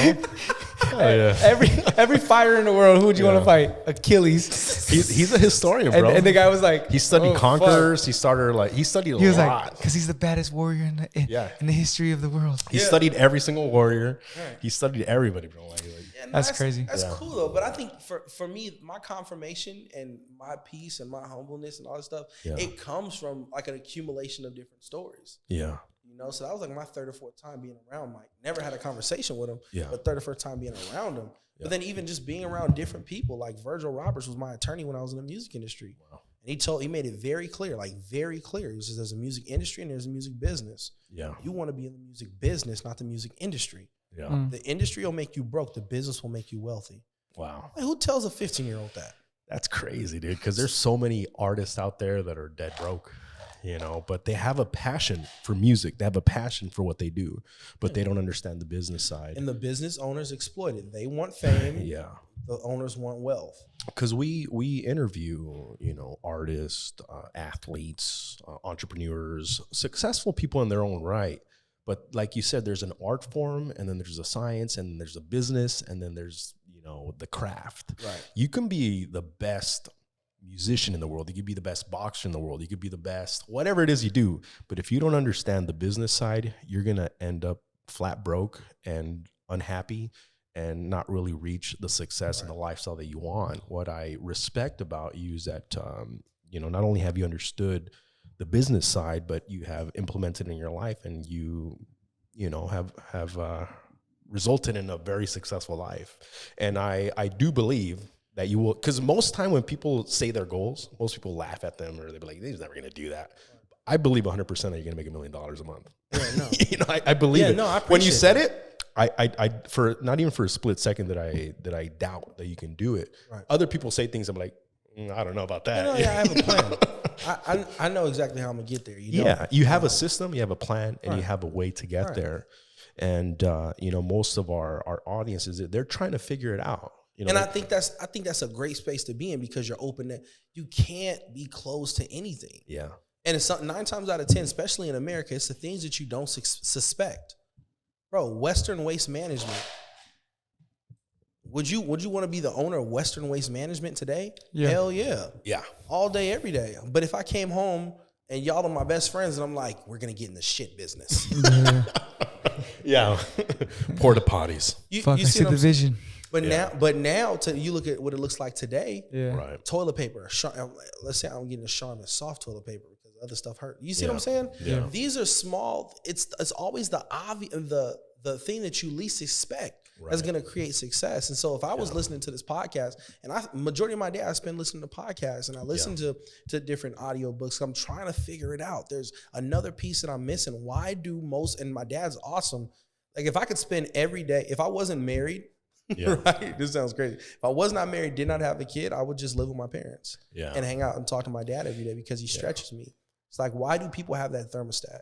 Yeah. Like, why do people cut off when they make a certain amount of money? Yeah.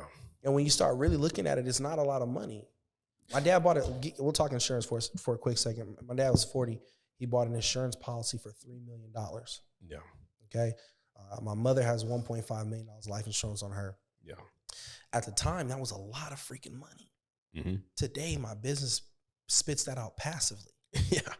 You're like, that's nothing. That's nothing. Yeah. So me and my wife applied for life insurance, 10 million on me, 10 million on her. Yeah. And so with the same respect that at 28, $10 million of life insurance on me, $10 million of life insurance on my wife, leaving my daughter $20 million. Right. That's going to go into her trust fund. Yeah. On top of her grandparents passed away, that money's going to go into her trust funds. So that's $24.5 million. Yeah. That's going to kick out about a $2.5 million a year dividend outside of the business that we have, just with the pure investment. You start looking at let's say my daughter gets to the point, she goes, Daddy, only $10 million? Yeah. That's the difference between rich and wealth.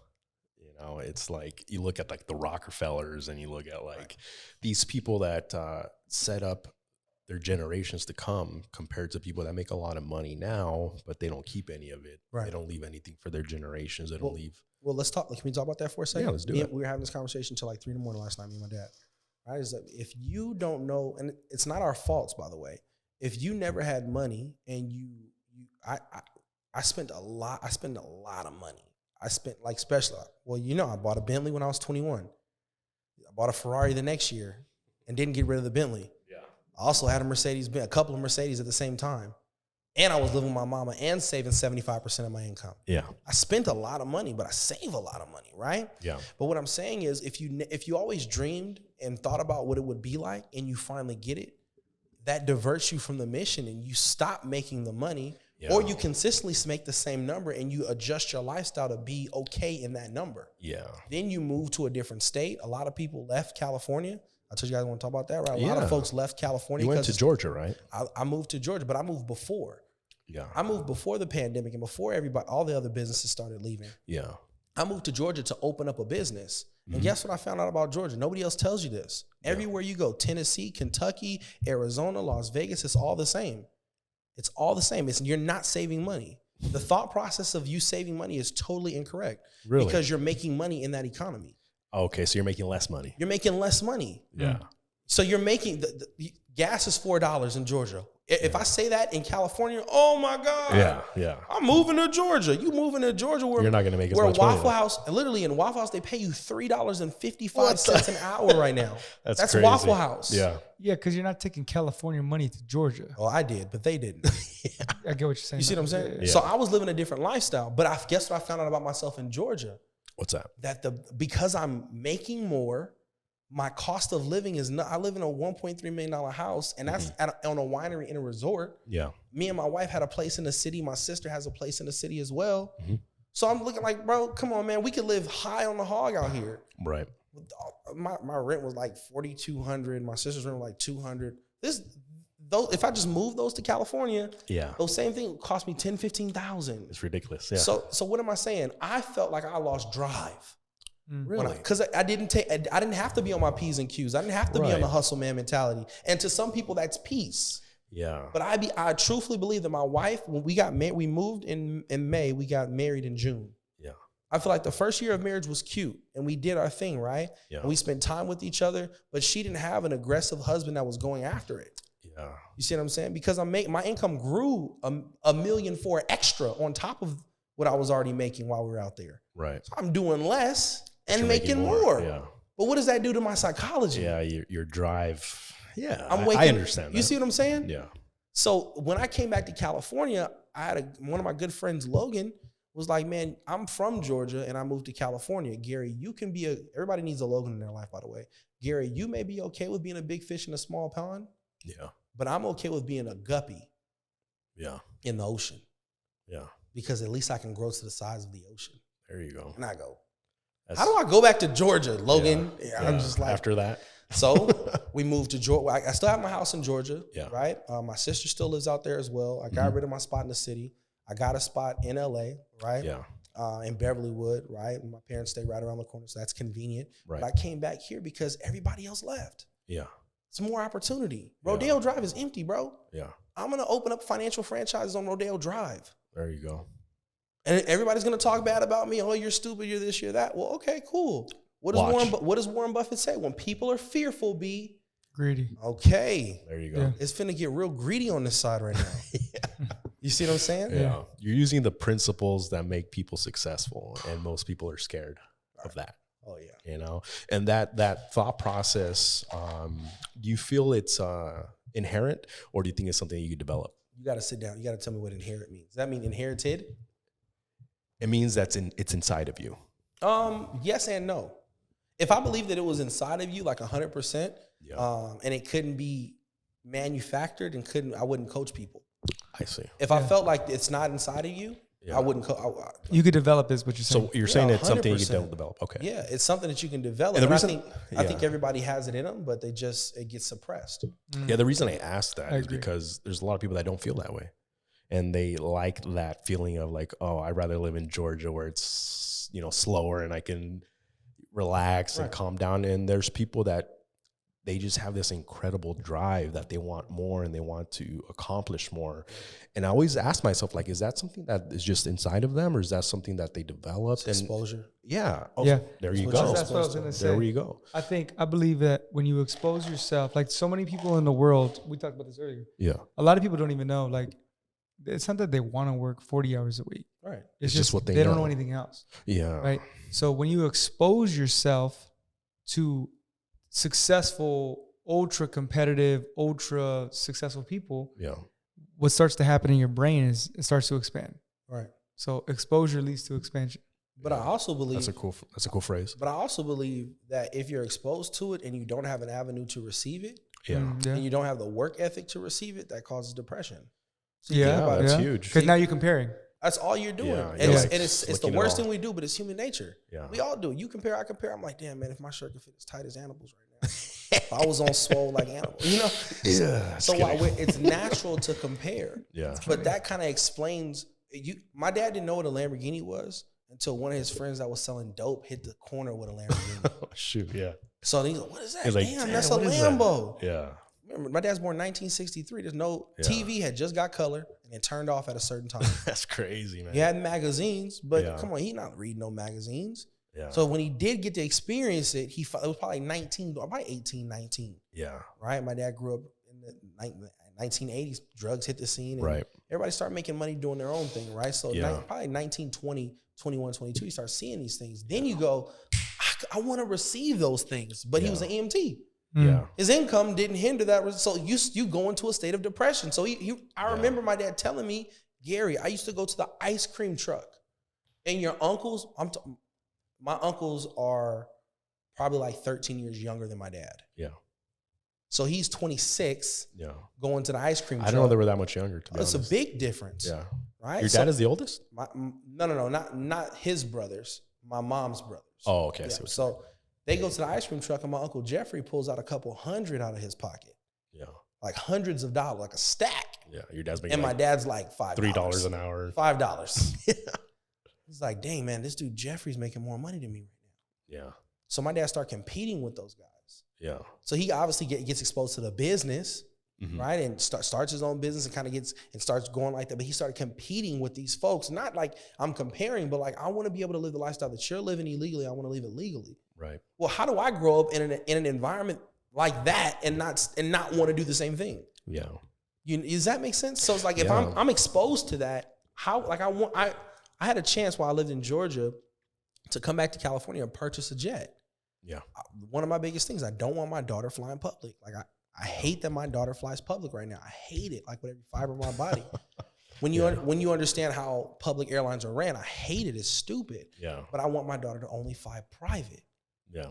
Well, we had an opportunity. It was going to cost us like $1.8 million for the plane. Mm-hmm. Right. But the flight that I take was from Atlanta to California. That's $50,000 one way in gas. Dang, that's crazy. And I take that flight like 2 or 3 times a month. Yeah. So I'm like, man, I'm not trying to blow $200,000 right now. Yeah. Just on flights. Oh, by the way, you have to hire a pilot. Yeah, you got to pay him. I was like, man, I could hire my dad's driver and send her to school and make her a pilot. No, we got to pay her $300,000 a year. You got to house the plane. Dang, it's like, I get paid. I'm like, I don't make enough. Yeah. I do not make enough to live the lifestyle that I want my daughter to live. How much would you have to make for that? $1 million a month for me. Yeah. So you would have to make at least $12 million a year? Yes. Well, I could do the next jet thing that a lot of people do, and they wait till everybody else leave the plane to take a picture. But I don't want to move that way. I want to have my own plane, and it's not something to be like it's mine, like prideful. But it's like, no, I just don't want nobody else's ass in my seat. Yeah. I don't want. I have asthma. My daughter could potentially have a respiratory issue, so I don't want somebody smoking on my plane. Yeah. People, you know what people do on private jets? Put a black light through a private jet, right? Don't put a black light on a private jet. So you start looking, you're like, man, I want my own. Yeah, I get you. You see what I'm saying? And so I that gets me excited. Yeah. You know, when I met my wife, she was my girlfriend at the time, and we were building our business together. I would joke with her and be like, hey, my private jet's picking you. I'm out making sales all day, bro. Can't spend no time with her. Yeah. And she's doing whatever the hell she's doing. I sent her a text like, hey, my private jet's coming to pick you up. We're going to Tahiti for a week. Yeah. And she's like, you're stupid. Why are you texting me that at 3 o'clock in the afternoon right now? Yeah. Like, all right, save it. One day it's going to happen. You wait and see. You took her to Dubai? I took her to Dubai. We went on a honeymoon every month last year. Dang, bro. Where'd you guys go last year? We started off with Jamaica because Jamaica me crazy. By the way, dopest thing in the world. Hey, I know why Art likes Mexico. Not being like that, but I know why. Why? You know, because it's home. It's a place that everybody looks like you, talks like you, understands the things that you understand. Okay. I got off the plane going to Jamaica, and customs says, are you coming home or are you visiting? It was a woman that was really chunky. She had a thick accent, and I could have cried. Yeah. I was like, I'm coming home. I have no ties to Jamaica at all. Yeah. Right? My family's from South Carolina. Yeah. Like, no ties to Louisiana. I have no ties to Jamaica. His beard is full of like braids when he comes. You know, but it felt good. So we did Jamaica for like 12, 13 days. Then after Jamaica, we did Dubai. We bought tickets. It's kind of cool though to be like on Wednesday. My wife's like, let's go to Dubai. So we leave on Friday and go to Dubai. Yeah. And we bought tickets on Wednesday, left on Friday. And then I called my dad at the airport like, hey man, we're going to Dubai. What? It's COVID. I said, ain't nobody else gonna be there. It's perfect. Isolated, right? Yeah. From there, we did. They already have masks, the hijab. Right. And it's the safest place in the world. If you ever want to go to Dubai, I'm telling you, the safest place in the world to be in the world, like seriously, is Dubai. Yeah. It's the dopest, safest place in the world. Number one place for women to travel by themselves. After Dubai, we went to Mexico. One of my friends got married. We have a house in Cabo, so we stayed at the house in Cabo. Yeah. But then the second time, like a couple of weeks later, we went back to Mexico again on a vacation. And we stayed at the Nobu Hotel, one of the dopest hotels I ever stayed at. I've seen pictures of it. It looks amazing. Oh, my God. It's peaceful. It's serene. It's only 200 rooms. Only 200 rooms in the Nobu Hotel. It's awesome. Yeah. Cabo. So one of my boys got married there as well. No, that was vacation. So we actually went on vacation there, and we chilled out for a little bit. That's awesome. Then after that, I was talking to one of my friends, and he says, if you ever get a chance to get to Greece, you got to do every island in the Greek Isles. Wow. And I'm like, they're beautiful. I was like, well, how are we going to do that? Yeah. You chartered a boat, a yacht. So that's what we did, right? Oh my God. How did I know? So we, but here's the cool part, right? Yeah. So we started traveling. My sister's like, man, I'm staying at home. I dropped out of college, COVID, everybody's doing a thing. Yeah. I don't want to rain on your parade, but I'm FaceTiming people while I'm out of the country. Like, come, you should come. Like, let's come now. So I told my sister, the next trip, you're coming with me. So me, my wife, and my sister took a honeymoon, which is crazy. Yeah. Right? Take your sister to your honeymoon. The first place we went to was Athens. We did Athens in 3 days. Awesome. That was fun. From there, we took a ferry to Santorini. Oh, Santorini was amazing. It looks awesome. We got there. Mykonos. You ever seen Sisterhood of the Traveling? Yeah, watching that. I've never seen that. It's an awesome movie. But anyway. Sisterhood of the Traveling Pants. But they stayed in Santorini. They had the white buildings. Yeah. We walked into the hotel. They had no AC. Like, it's like this place, right? It was horrible. I was like, why are we staying here? Really? So I literally went to Kim Kardashian's Instagram and scrolled to when she was in Santorini and clicked the villa and called the villa and said, I need a 2-bedroom villa right now. Wow. Like I'm in Santorini. I need a 2-bedroom villa right now. They had availability. Yeah. I had to put a whole new deposit down, paid everything cash. It was cool. It was dope. Yeah. So we leave there and we go to this luxe. Oh, bro, it was freaking awesome. Yeah. Well, there you get concierge service, crazy concierge. It's like, hey, man, you guys are going out tomorrow. This is the number one place in the world to watch a sunset is in Aya, which is in Santorini. Yeah. Says, would you guys like to charter a boat? I hate boats. My wife goes, yeah. My sister goes, yeah. Like, damn. I'm about to throw up. I hate boats. Yeah. They said it's going to come with a private chef. You got your own private catamaran. It's an all-day deal, so you're going to leave at like 7 in the morning. You're not going to come back until like 1 in the morning. Yeah. Cool.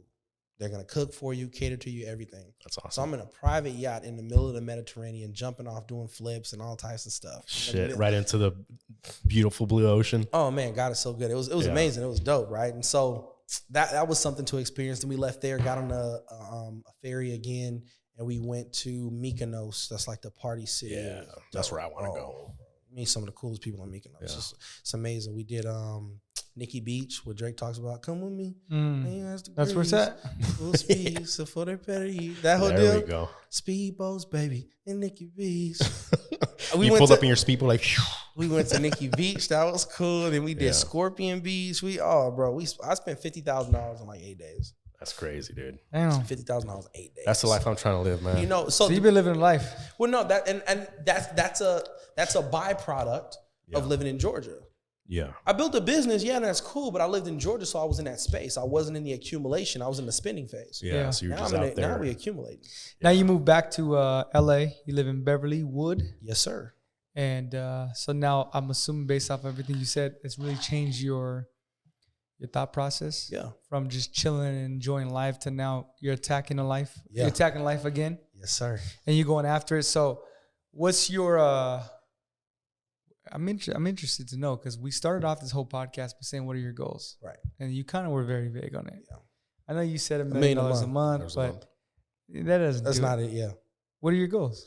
Okay, so what's in the future for you? All right, cool. So in November, it'll be my first month cash flowing $500,000. I'll be the highest paid person in my company. Yeah. I'll say that in the mic so you can hear. Be the highest paid person in my company in November. My birthday month will make $500,000 for the first time in 1 month. In 1 month. 100% passive. Jesus. Now watch this though.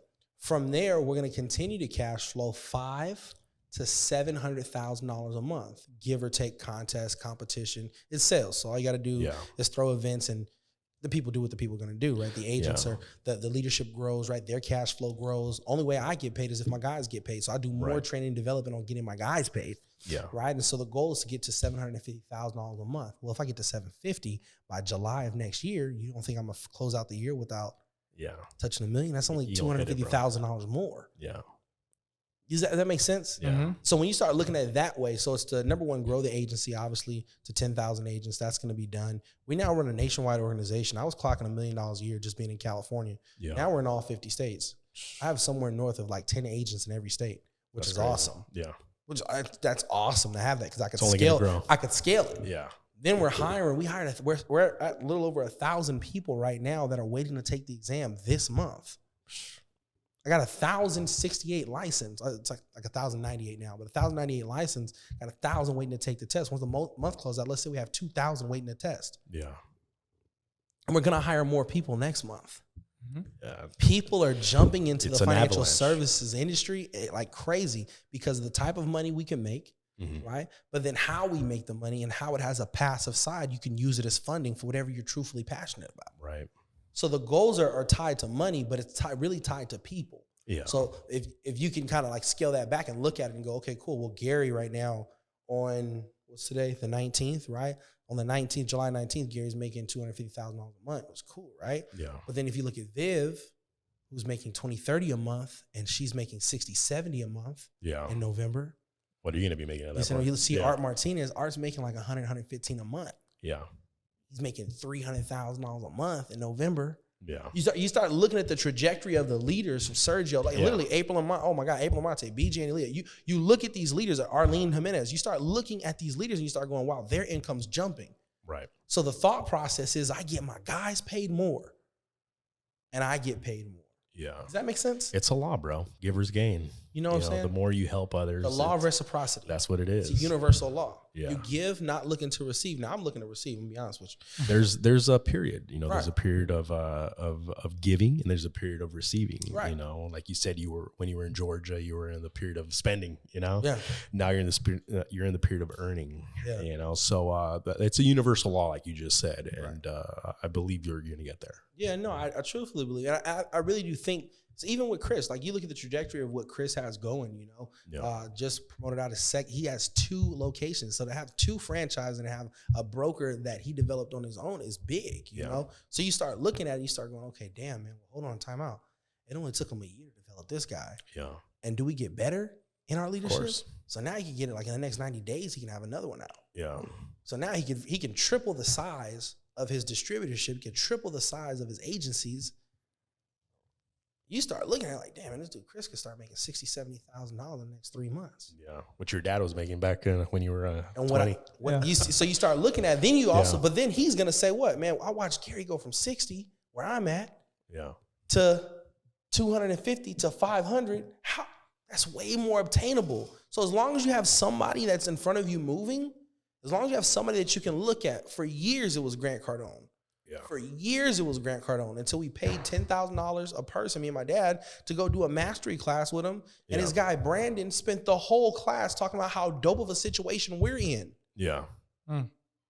You're like, damn, I'm in the right place. I'm in the right place at the right time with the right people. I don't got nobody around me that's stealing. I have nobody around me, knock on wood, that's looking to be me. They're only looking to elevate themselves to that point. Yeah. And the only way they do that is if I teach them how to do it. Right. That's the dopest position to be in. Yeah. Favorite movie's Paid in Full, right? Cameron says, everybody eats, B. You know, you start moving like everybody gets a chance to eat. Yeah. So that's what the future looks like for us. And we're excited about it. We're fired up about it. And that's why I know that you're going to accomplish your goals, because you're in the spirit of helping others. Right. You know, appreciate it. And your product is something that's good and that's providing value to the world, you know, but like you said, there's people that are out there, you know, doing illegal things and things that are not helping others. And that's just what they have access to. Yeah. You know, everybody has their own hustle, but you know, luckily you're in a place where you're doing something positive, you're impacting others' life. And, you know, I'm certain that you're going to accomplish your goals, because I heard your dad talk about this years and years and years ago, and everything he's ever said has come to fruition, you know, and he talked about you when he first got into business, and he talked about what your guys' future was going to be like, and everything that he's spoken has come to be. And I think you have the essence of your father within you. And when you speak, I feel that same presence where you're just speaking it into existence, and it's gonna come.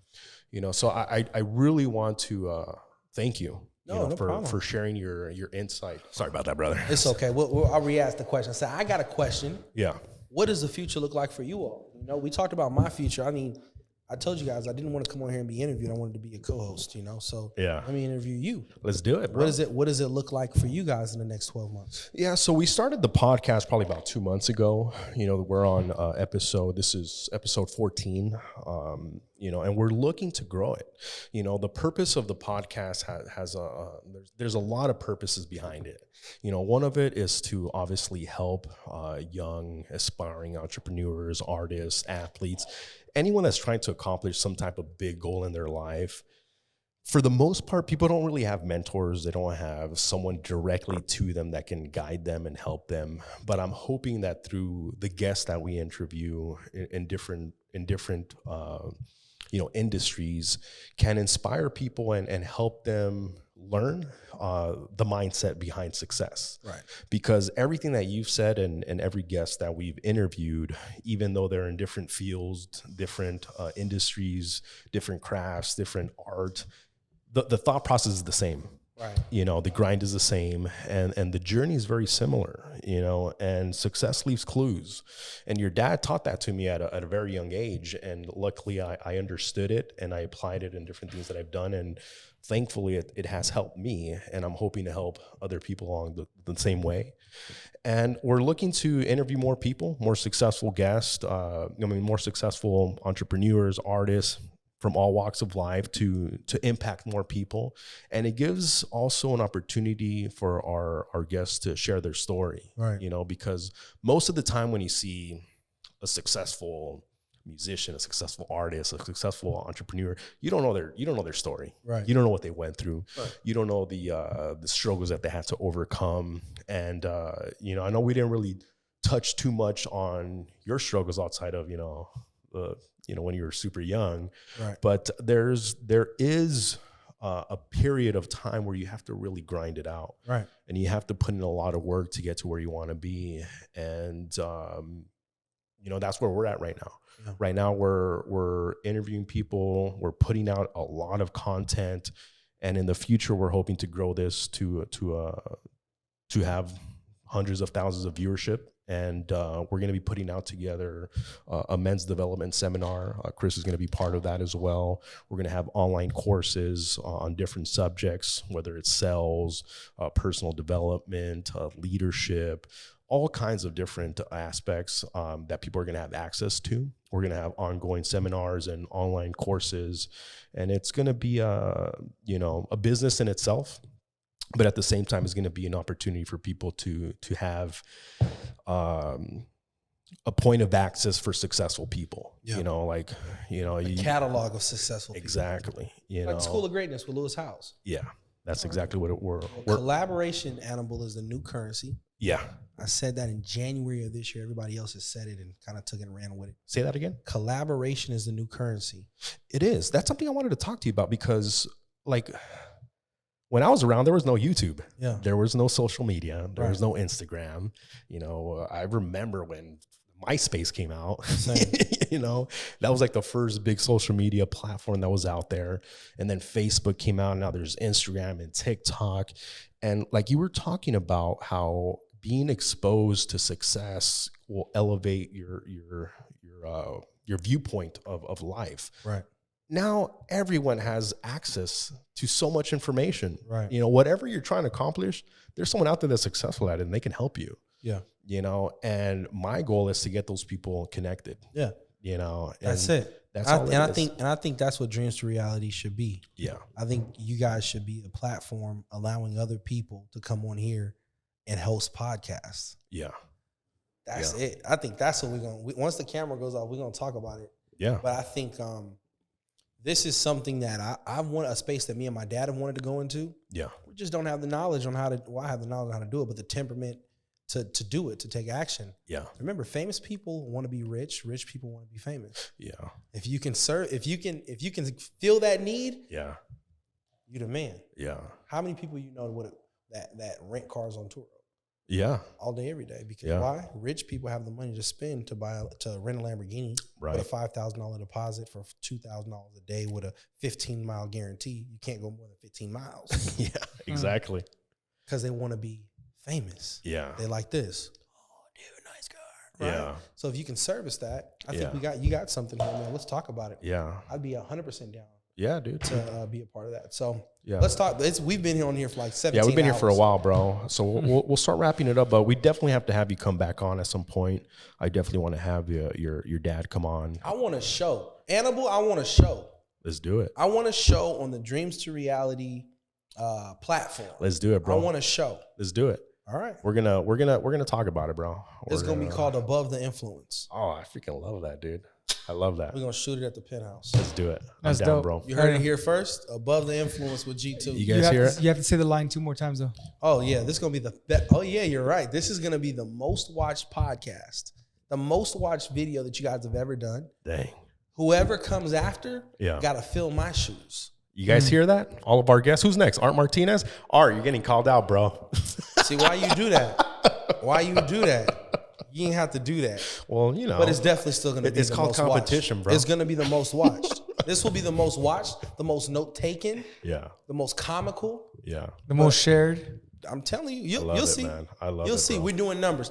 Watch this. What's your most watched video right now? I think it's good to document this. Yeah. Because people can see where you started at. Most watched views. I'll tell you right now. Let's see it. I believe it's the episode when we talk about relationships, and I think it's over 200 views. I'll tell you right now. Look, it is 1 second. Let's hear it, Chris. It is. Drum roll. How many views we got? You know, the first 249. 249. 249. We'll do that the first hour. Oh shit. First hour. Damn. Okay. Say we won't do it. I believe you, bro. We'll do it first hour. First hour you drop this. Yeah. 249. I believe it.